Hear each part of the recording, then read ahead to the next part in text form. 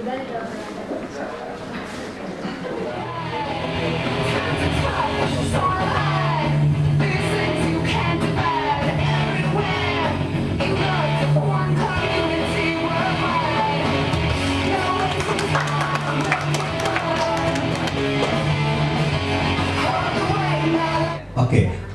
fokusnya itu, dan juga fokus yang berhubungan dengan bisnis-bisnis lain seperti home decor, fashion, accessories, bahkan lifestyle, spa product, agriculture, tapi tidak bukan untuk produk hasil bumi ya.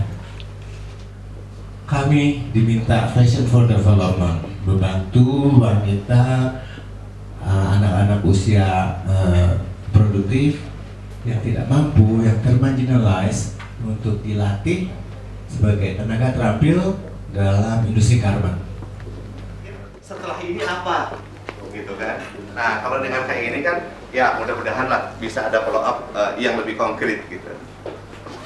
Ini saya potret Pak itu ya, KTP-nya sini saya. Itu ada scanner? Oh udah ada scanner? Ada, sudah, saya bawa, ya. jadi tinggal tempelin. Tinggal ditempelin ini ya. semua.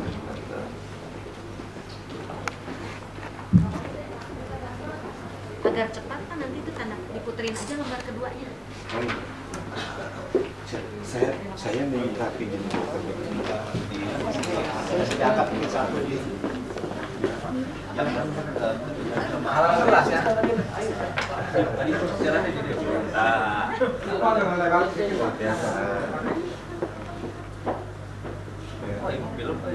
ini ketutup sama meja film kudu gerak kan naik kan di kota kan.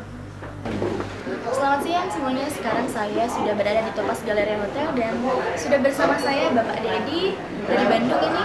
2016 awal kita tahu bahwa kita akan memasuki masa perdagangan yang 10 negara ya, yang anggota ASEAN itu, di mana akan terjadi yang namanya free flow, jadi tidak ada batasan antar negara lagi nanti. Misalnya produk-produk dari luar negara kita kayak dari Thailand, dari Texas, itu mereka tidak ke Indonesia, masuk Indonesia itu tidak pakai paspor, tidak pakai visa. Barat semakin maju lagi dan tidak kalah oleh produk-produk dari luar negeri, Pak ya. Oke. Nggak harus banyak. Ada beberapa buyer yang khusus order barang cuma beberapa puluh, tapi kelasnya eksklusif. Ada juga yang tiap bulan minta ribuan barang, ya, cuman dia low end punya. Low end market tentunya banyak juga di Amerika, di Eropa banyak juga bule-bule yang sedikit punya uang, terbatas budgetnya dia, banyak juga yang begitu, lebih banyak justru. Saya sendiri memulainya tahun 1999, tapi sebelum itu bapak saya sudah mulai mengekspor kita ini merupakan generasi ketiga ya. Jadi saya nebeng dulu di perusahaan orang tua saya, terus tahun 99 saya berdiri sendiri. Makanya saya langsung bilang, saya ingin membuat pertemuan ini efektif dan mendatangkan sesuatu bagi kita semua, bukan hanya saya aja, bukan dari bapak-bapak dan ibu-ibu peserta, saya juga ingin ada mutual benefit. Halo semuanya, sekarang Novi lagi sama Master Yoyo Indonesia nih. Mau tahu siapa dia? Ikutin Novi terus yuk. Halo Kang Oke, apa Halo kabar? Mbak Novi, Lagi ngapain kabar nih? baik. Wah, lagi santai aja nih Boleh bersama ngobrol-ngobrol sebentar dong? Siang. Boleh. Di sini aja kali ya? Ya. Gimana Mbak? Lagi sibuk apa nih sekarang ini? Sekarang ini saya sedang mempersiapkan desain. Jadi tidak berhubungan dengan Yoyo. Jadi saya ngedesain sebuah game yang didevelop sama orang Amerika, dan kebetulan saya salah satu dari 2 desainer ilustrasi untuk game tersebut.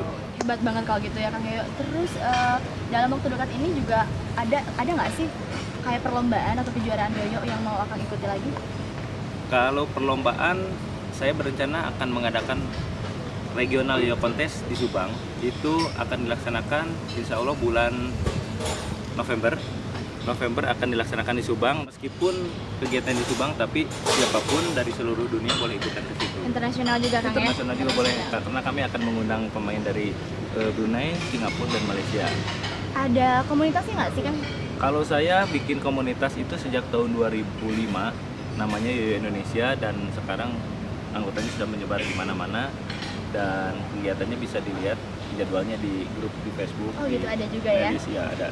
Kalau untuk belajar sendiri nih Kang, kayak Novi nih sebenarnya mau belajar nih Kang, tapi butuh waktu berapa lama sih buat belajar sampai sehebat Akang ini? Nah, itu pertanyaan yang keren.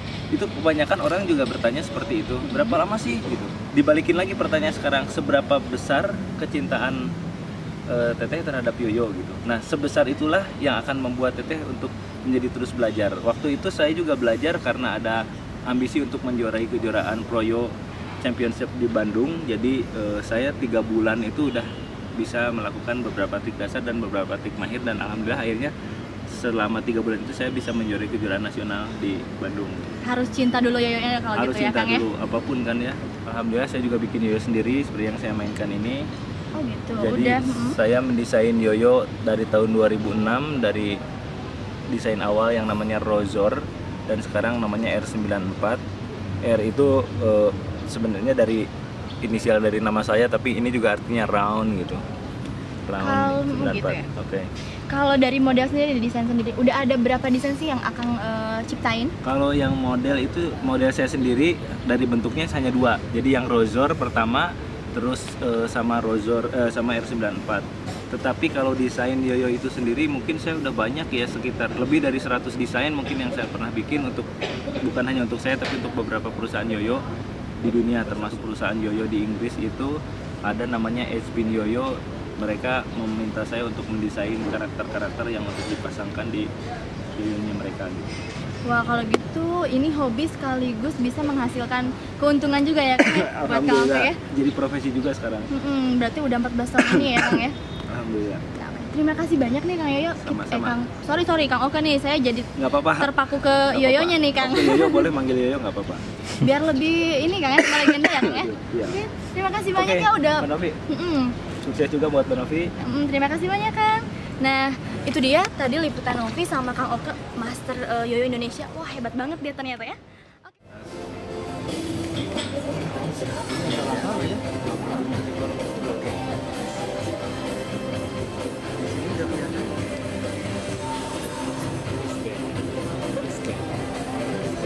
Setelah warung Kondangan atau sebelum? Oh? Setelah atau sebelum? Sebelum warung Kondangan. Ini dari Warung Padang Pasar.